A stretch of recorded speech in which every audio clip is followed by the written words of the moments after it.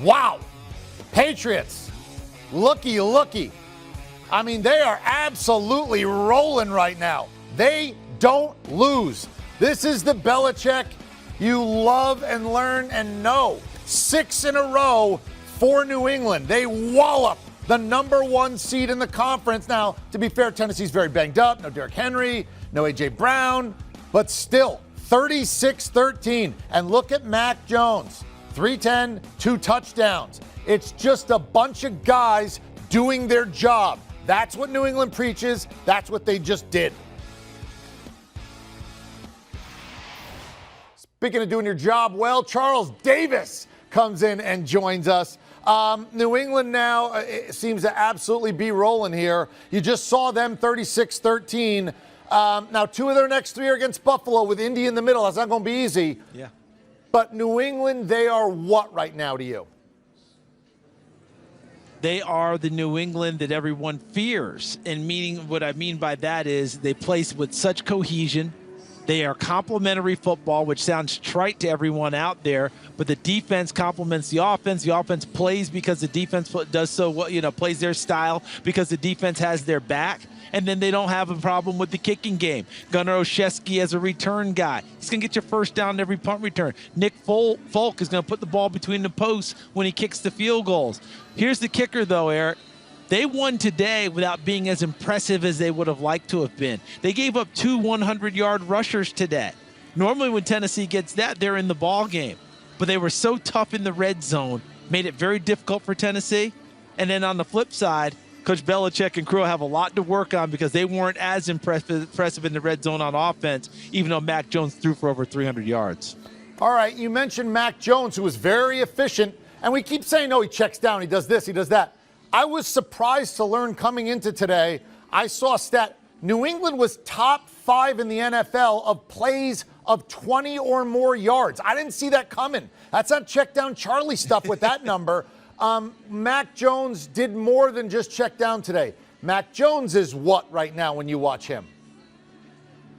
Mac Jones is an emerging quarterback in this league that we're going to be talking about going to the upper echelon within 2 seasons. He is what Justin Herbert is to the Chargers now without the big strikes downfield, right? He is all these young quarterbacks who have taken over their teams and galvanized things.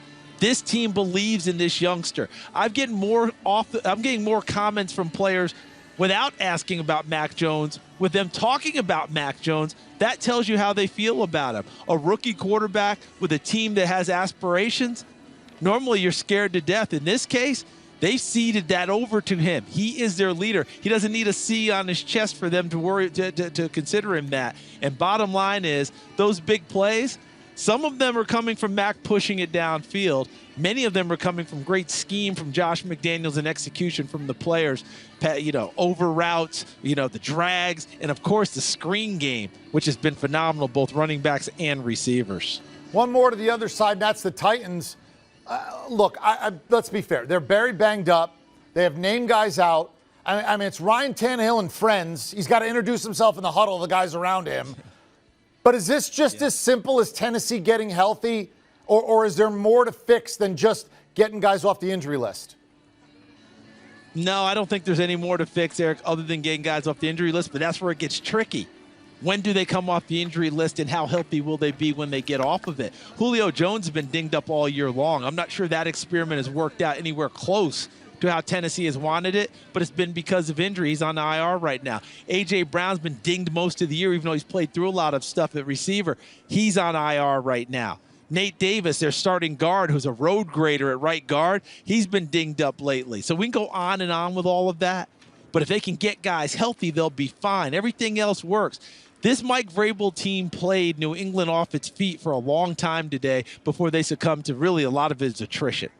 They will be okay if they can get guys back. The key is, do they get them back, and how healthy will they be when they get there? Because Ryan Tannehill, I like him a bunch, but is he that quarterback who's just going to put people on his back?